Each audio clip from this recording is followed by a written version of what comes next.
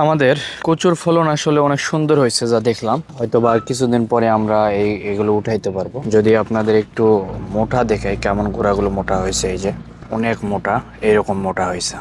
মোটামুটি সবগুলি মোটা হয়েছে, মাঝে মধ্যে চিকন হয়ে গেছে, আবার মাঝে মধ্যে দুইটা গাছ হয়ে গেছে একসাথে। তো এই ফলনটা অনেক সুন্দর হয়েছে। আমরা এটা করছিলাম হচ্ছে আপনার 10 ইঞ্চি উচ্চতার বেড যেটা রয়েছে।